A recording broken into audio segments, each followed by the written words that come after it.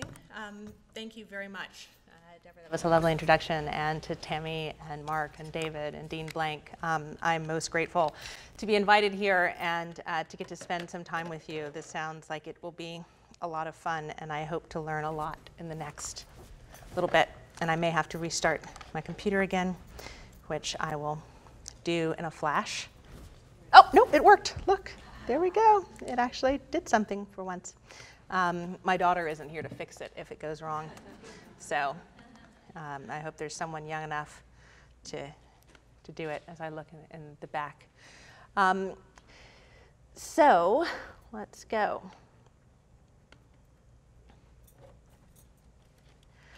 So what I want to do this evening is spend a little bit of time talking about how we can approach the arts using a combination of tools.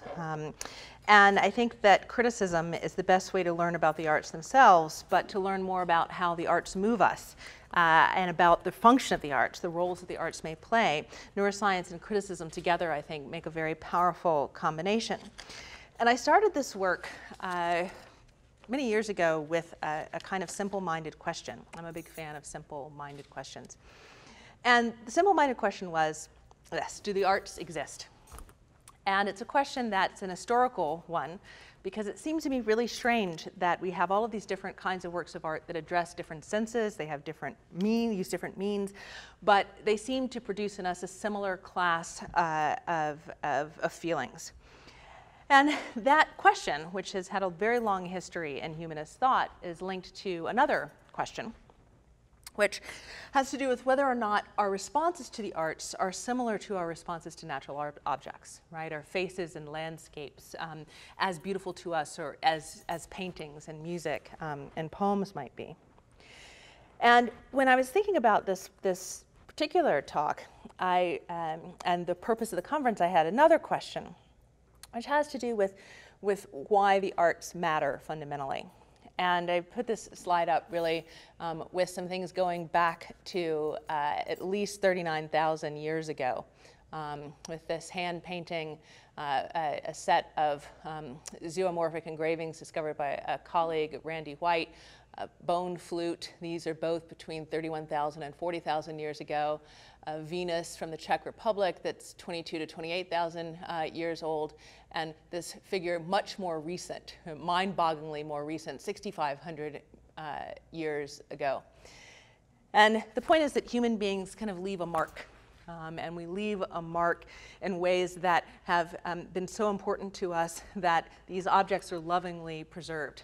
It's not an accident when you find something that is in fact a physical object that's 40,000 years old. Any of you who have children know this very well. Nothing in your house is going to last more than a couple of weeks. So I'm not interested in putting some stake in the ground at a particular time point and saying this is where art began. Rather, what I'm interested in is thinking about what we get out of transforming and manipulating the world around us. And the discipline that has historically had the most to say about this has been aesthetics. And one of the key sets of insights for me in aesthetic thought, one is that when we have an aesthetic response, whether it's to an object that is created by humans or something that we find in the world, it's more than simply liking it. It's more than simply having pleasure in it. I mean, this is one of Kant's fundamental insights, right? That it's more than mere liking.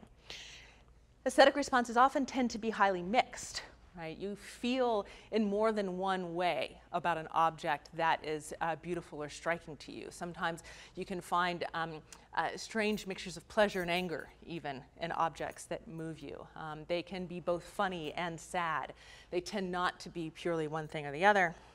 And I emphasize that aesthetic response is about more than just something called art, whatever we think that art might be. Now, there are still persistent questions about aesthetic response, including the question of whether or not something really unifies the arts as a category. And the questions that have been, for me, most formative involve the questions of engagement, right? So how it is that we engage the art, not how we define it, right? But how it is, what happens when we come into contact with it. What processes are linked to creativity. And to narrow the question a little further, this is what I look at experimentally. when we engage a work of art from the start to the finish and for some defined time after, what is happening within us? And I really think that combining the methods of aesthetic inquiry and criticism with behavioral investigation and neuroimaging help us to come at what I think is a really tractable question, which is not what is special about art, because what's special about art changes from place to place and person to person, but rather what's special about our varied approaches to the arts. Right? So again, it's not the object so much that I care about, but the human response to it. Now, I'll give you an example of how a purely behavioral investigation can help us think about this. So there are a whole range of investigations that have been conducted over the past 30 years about how much people agree about particular kinds of things that they see or hear or read. And there are a variety of studies. I just put this Langlois study here from 2000. But you will see in the whole range of analysis of looking at human faces, very high agreement. And essentially, if everyone was in perfect agreement, it would be at 1. But you find about 85% agreement about human beauty, and that's across cultures. You get higher agreement for people who have shared histories or shared cultural experiences. But across the board, there's 85% agreement. Natural scenes, people agree about it chance, but they still agree a lot more than they do about abstract images and works of art. And this is about 0.14% of agreement. So if I give you a whole slang thing of museum images, I'm not talking about stuff you get at the velvet paintings at the garage sale. I mean museum images of works of art, which is what I did with my colleagues Ed Vessel and Nava Rubin. People agree only 17% of the time. And this suggests some very interesting things, because just looking at that behavior, we can say that we can suggest that something about faces is so uniform in the way that we evaluate them and the information that we get out of it and our emotional and other responses to them, that we're all essentially seeing the same thing. When it comes to landscapes, we're mostly extracting the same kind of information, the same kind of responses. But something drastic happens when we move away from what nature has made for us to what human beings make for one another. That means that there's a lot more disagreement. This turns out to be a lot of implications, but it suggests that there are much more consistent and evolutionarily important features that we're extracting about faces and natural scenes. And that's because if it's that important that we have this much agreement, then we're learning something that humans need to know that looking at faces, and we're not learning those same things even from looking at painted versions of faces. All right?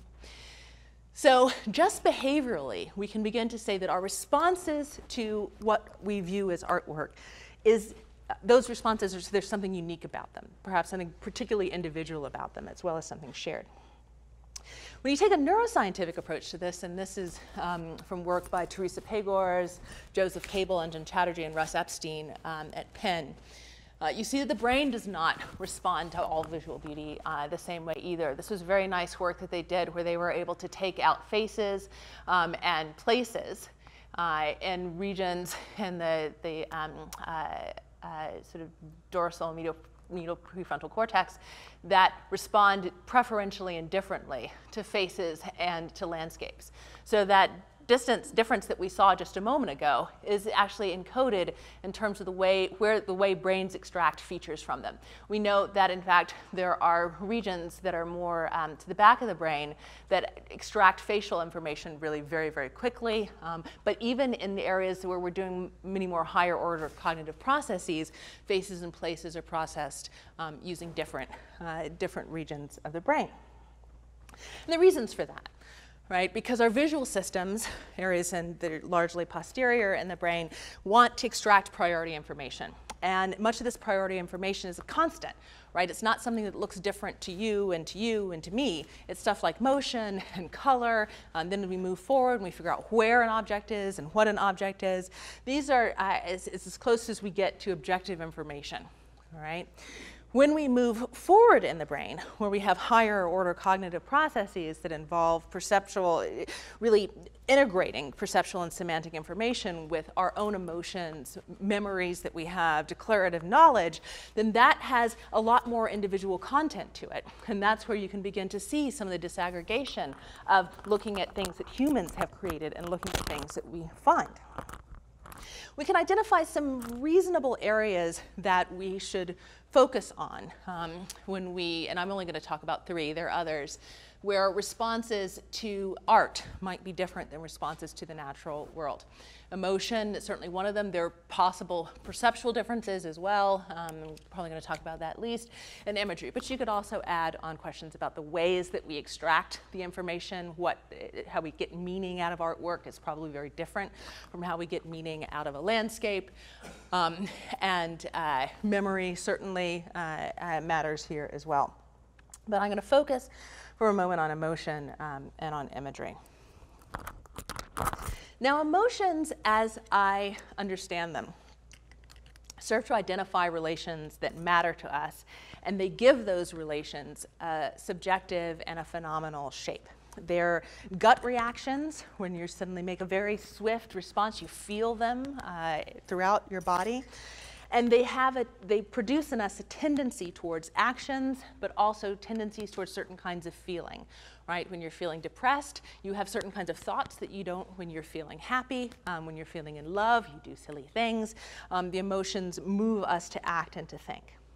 When I talk about emotion, I certainly am interested in what is a neural reference space that is constantly being assembled and refined by our colleagues in neuroscience across the way. But I'm also really talking about the broader body, as I suggested, with gut feelings, and also the way in which we interact with other people, the kinds of, in the social world and in the environment that we build for ourselves, because it's very clear that we regulate our emotions by the context in which we are living, and that what's a permissible emotion to feel and express varies from place to place. So the point is here that it's not just a brain-based view of emotion, but a broader one.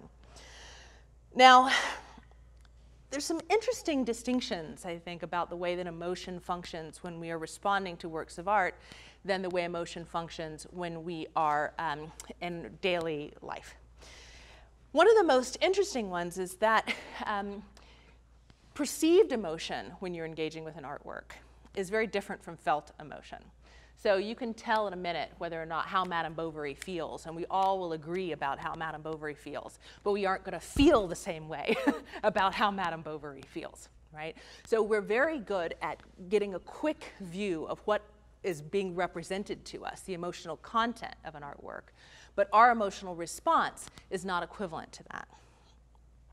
Historically, the distinctions around our responses to art as opposed to our responses to people and the rest of the world has been that we don't act in the same way when we have an emotional experience in response to a work of art as we do when we're talking with one another.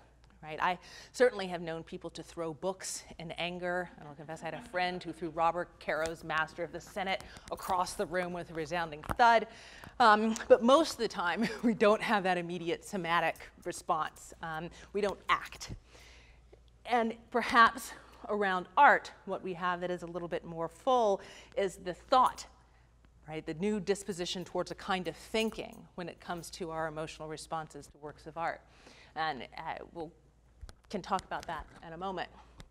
I will say, with all my bow to Professor Oatley here, that basic emotions tend to be less useful in talking about responses to artworks than they are in talking about responses amongst human actors. Basic emotion theory, building off of Darwin and moving into Ekman and revised again and again, tends to identify a relatively limited palette of emotions, depending on whom you ask: fear, anger, disgust, happiness, sadness, surprise, and so on. And then suggest that from that palette, you can produce the more wide rainbow of emotional responses. But it seems that for aesthetic responses, the range is either more limited or it's blended in different ways. And there was really wonderful work by a guy named Klaus Sheryl and his colleague Didier Grandjean at Geneva, who took a really large group of music lovers at a jazz festival and got them to figure out what emotion terms were the most important for them in their responses. And it turned out that they they started with something like 80 emotion terms and then drew it down to about 9, but they were things that don't have a very simple name to them. And my favorite one was joyful activation, which is this kind of sense like, yeah, I'm grooving, I'm here, I'm happy, but it's not the happiness that you feel, even the happiness of Keats's bird. It's something different that seems particularly musical. Excuse me. It's also becoming increasingly clear that the neural reference space for everyday and aesthetic emotions overlap, but they're not identical. For example, there tends to be an aesthetic response, a lateralization of positive emotions that we see differently in regular garden variety emotions.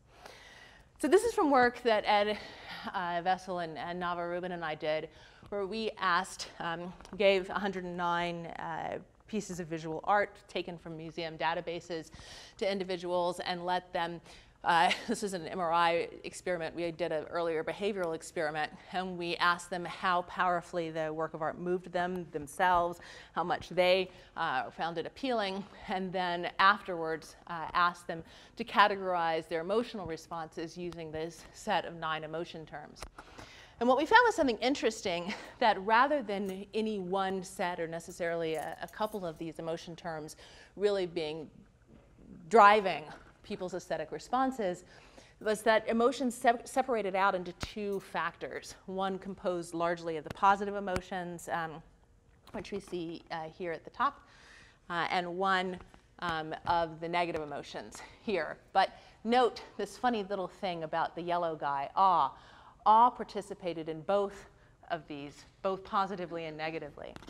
And we also found that people use these emotion factors differently. Some folks only cared about the positive one, and their entire response to an aesthetic, or their aesthetic response was how strong this positive signal was. Other people wanted either a really strong positive or a really strong negative for them to have a powerful aesthetic experience, and that you could categorize folks in those 2 different ways. And we also found in a variety of key brain regions sensitivity to either the positive emotion factor or the negative emotion factor. I'll talk about in some of these regions in a moment. But what this told us was a couple things. One, that individual differences in how we integrate what it is that we're feeling in an emotional response are very important. People disagree on what pleases them, and they disagree on why things please them, which is also matters. And that was great for us experimentally because it meant that when we were showing people an image, since we all don't agree on the same images, if we did agree on them, we wouldn't know if what we liked was the color blue, right, which all of the images that we all liked might have shared. But since my beauty is different from your beauty, we know that what we're talking about is the experience of the beautiful, not some dimension of the object, right, that we're being given. So the fact that people disagree about artwork turned out to be really key. Now, when people talk about emotion, both behaviorally and in terms of neuroscience, they tend to use a concept called reward. And the behavioral definition of this is essentially anything that an organism will work to achieve. If you want it and you'll do something for it, we call that a reward. But besides that behavioral thing where you get a rat to keep pressing a button, rewards have subjective and hedonic components, right? We like them and we want them and they feel to us in a particular way. And from the very beginning of neuroaesthetics, it seemed very clear that reward was going to be implicated in aesthetic response because people desire art objects. They don't just look at them. And when I talk about reward, I'm not talking about a kind of aesthetic value that has to do with where the position that an artwork has on a wall in a museum.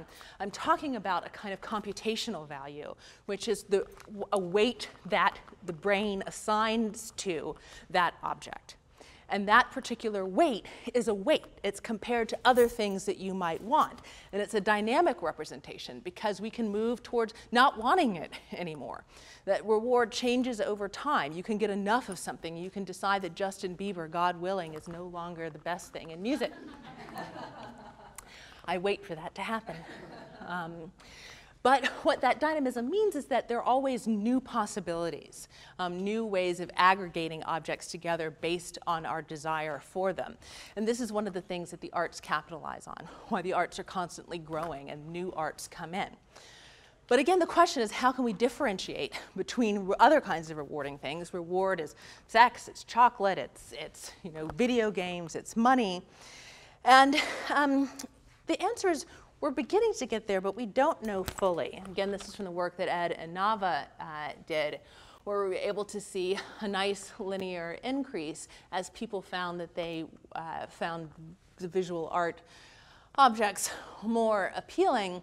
You can see, clearly this is a region called the Pontine Reticular Formation, which is here. And it tends to be linked with physiological arousal, which is your level of of responsiveness to a stimulus, as well as a set of regions in the striatum, which is a classic region known to be involved in all sorts of rewards.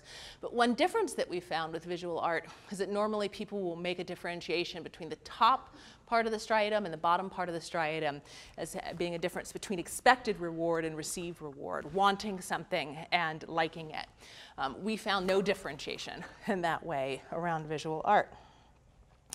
So the point here is that we're very slowly beginning to, and we're just at the beginning, understand what's different and what might be different about our responses to the arts from what might be different to our responses, similar responses to other things. The one that I'm most interested in today is this question of, we talk all the time about how we are lost in a good book, right? We're completely immersed in the world of a film or drawn into, absorbed into a piece of visual art. Yet at the same time, there's this persistent cultural strand that describes aesthetic engagement constantly as a kind of distraction. And the humanities are distraction. Art is a distraction from what it is that we really should be doing and thinking about. And I think we've done ourselves a disservice in talking about immersion, because I don't think it's actually what happens. So here's my part of the talk that my daughter liked best. So immersion. So let's think about something that we all, most of us, would find extraordinarily delightful, right? A wonderful vista, calm sounds, wind through the trees, beautiful pool going off into the distance. And we enjoy all of the surface properties of it, right? We enjoy the sound, we enjoy the reflectivity of the water, we enjoy the calmness and tranquility, the variations of the light, all right? If we are immersed in that object, however, it looks awfully different. And how it looks different is that, in fact, you're no longer engaging with the surface properties at all. Right? At least not the same surface properties you had before. You don't care how reflective the light is. You don't care about the sound. You're suddenly hearing and experiencing the medium in an entirely different way. Okay? It also, I would say, is not about distraction.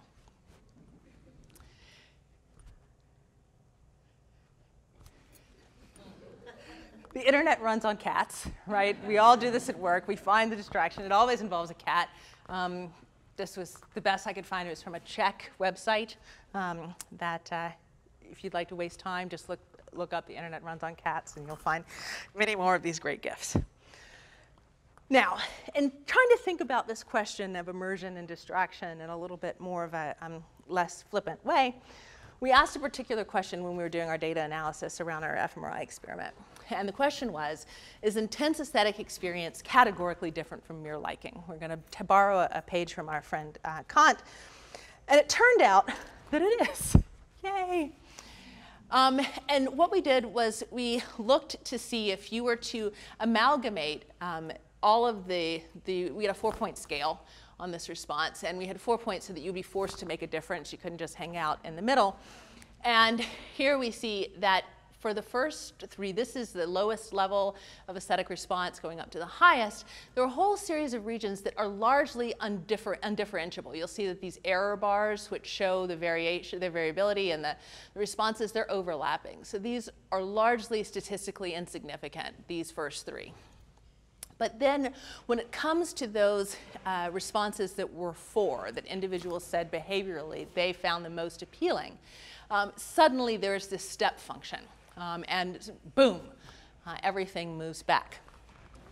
Now this was pretty exciting for us to find, and the regions that we see here, this very large swath here in the anterior medial prefrontal cortex, and this smaller one here, this posterior region, the posterior cingulate cortex, a little more deep into the brain, the hippocampal cortex and the substantia nigra. These cared about powerful experience but seem not to care about the rest of things. These regions turn out to be part of what's called the default mode network, which is one of many resting state networks in the brain. And one of the great discoveries of brain imaging over the past kind of 20 years has been that, or less than that, 10 to 12 years, has been that even when we are doing nothing, the brain is doing something. Right? So it's a myth that we only use 10% of the brain. The brain is always doing something. And the coolest thing is that when there's the large, excuse me,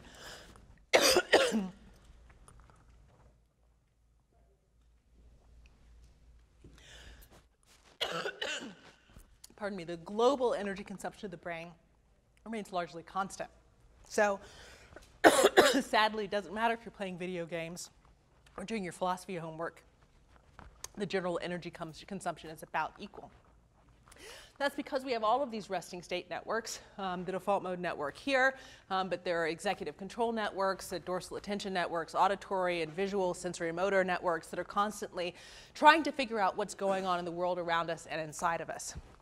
The default mode network is a very interesting one because it is a set of interconnected regions, and I list them here, I won't go through them, but they're implicated in processes that subserve memory, theory of mind, our ability to imagine and construct what other people might be thinking or feeling, self-reflection and spontaneous cognition. And besides those sets of functions, what's particularly interesting is that they tend to be anti-correlated with the other networks. So the default mode network, if I ask you, I put you in a fMRI scanner or an EEG, and I ask you to do anything, tap your finger, count objects, recite the Pledge of Allegiance, the default mode network tends to turn off. Right? It is anti-correlated with tasks for the most part. People used to call it the task positive, say it was anti-correlated with the task positive networks, but we backed away from that description for a set of reasons as we've learned what kind of tasks the default mode network actually supports. And did a second analysis where you really can see what happens when you tend to focus on an external task is that these are both the rear parts of the brain. These are visual areas that are pretty largely equally activated the minute an image comes on, regardless of how much you like it. Okay?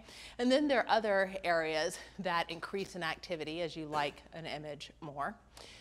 But you notice what happens when the image comes on, these blue areas, they are deactivating. And over the course of an increased engagement with the work of art, when you like it more and more, the blue starts to disappear because the deactivation that came from asking you to focus on something externally starts to disappear. And you see that here, where regardless of what you see, immediately what you expect happens when you show a work of art.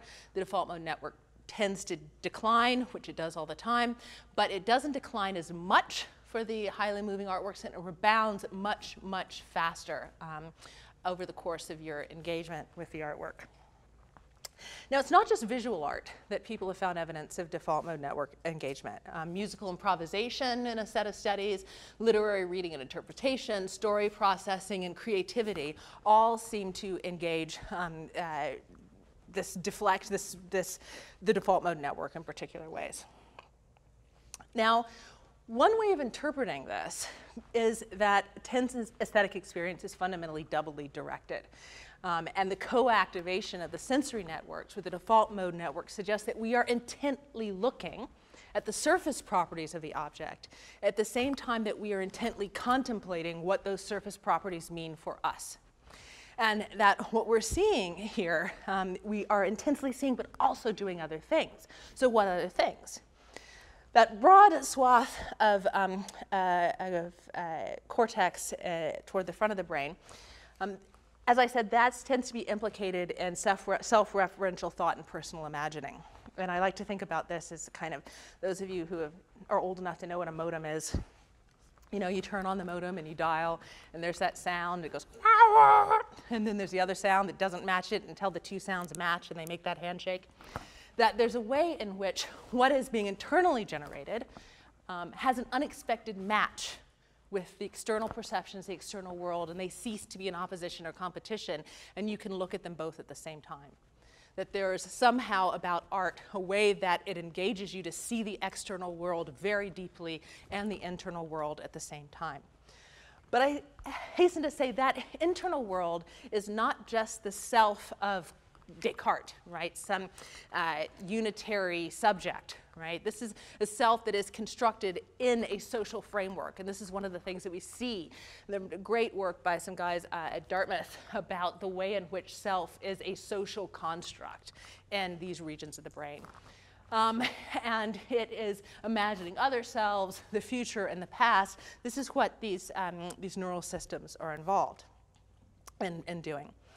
So when we look at the default mode network, we certainly say that it could be something about the self, right? Things that particularly appeal to you, that something about you says, oh my gosh, reminds me of whatever is deeply personal. But there are also other possibilities. And the one that I'm going to end on and talking about in a little bit is the possibility that imagery in response to art plays a particular role in this. And we know from work by Moulton and Coslin in 2009 that the networks for imagery are largely mapped onto the default mode network. There's evidence for evocation of imagery, especially motor imagery, across all of the sister arts. And we also know that imagery has hedonic effects. And this is from, about to see some very new work that we've been doing, where we have a set of 110 haiku. And Natalie just saw this week. Just asking people to say how much they enjoyed the poem and how vividly they saw it. And we found a really pretty strong linear correlation between, and you see that in this big clumping.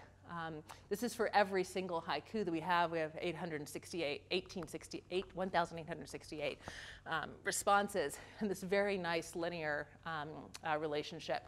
You also see here on the edge, though, that people can see something very vividly, yet really not like what they see, which is another interesting result.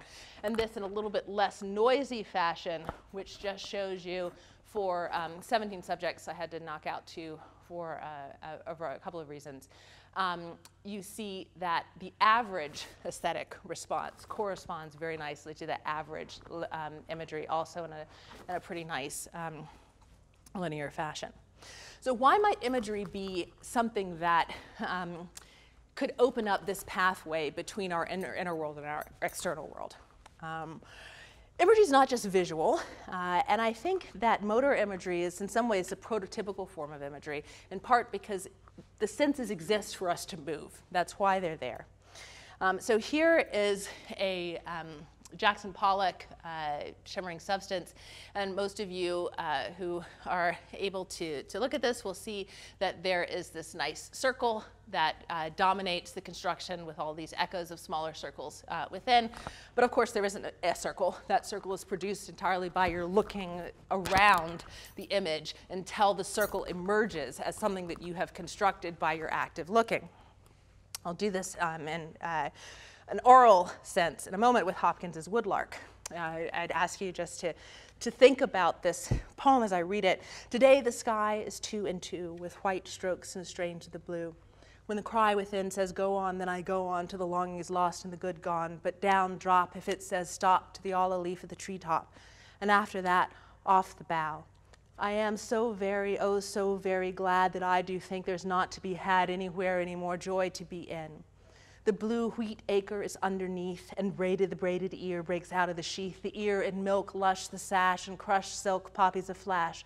The blood gush, blade gash, flame rash, rud red, bud shelling or broad shed, tatter a tangle it and dingle a dangle a dandy hung dainty head. The point of that is not primarily or exclusively to give you a visual image of a bird moving, but in that really insistent beat to get you to feel the motion that is that bird sweeping across the sky.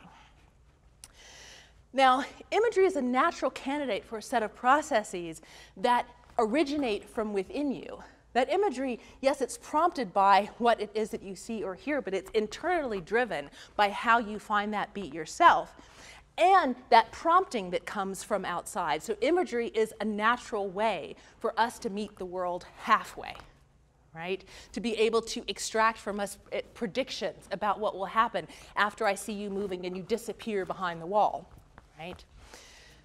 Now, art, in this sense, might be particularly well suited to be able to produce this kind of match, right? This match between the inner and the outer world. Now we know, just from thinking about the behavioral distribution between natural objects and what we create, that we all can predict, because we all agree, what faces are beautiful. We cannot predict, because we all disagree, what visual art we find beautiful. So the beauty that we get, the pleasure that we get from the arts is about being able to take pleasure in unexpected places. Second, art may well provide a medium for engaging in processes of spontaneous cognition, right, in terms of the default mode network activation.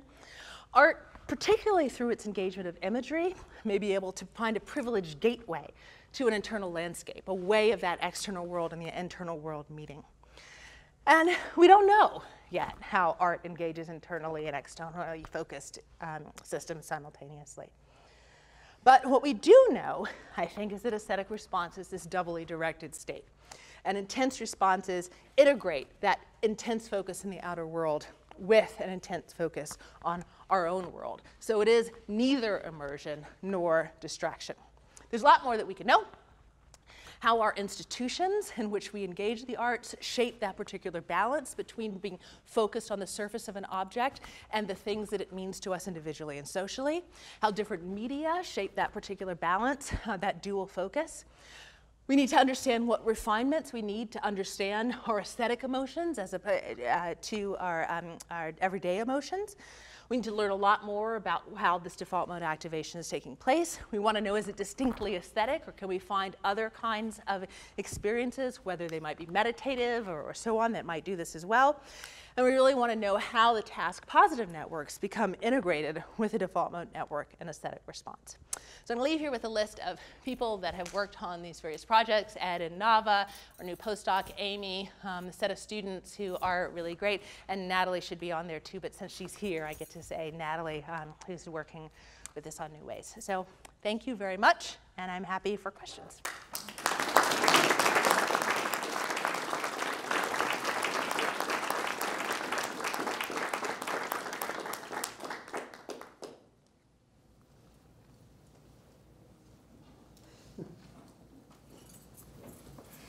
Can you speak a bit about how this connection between the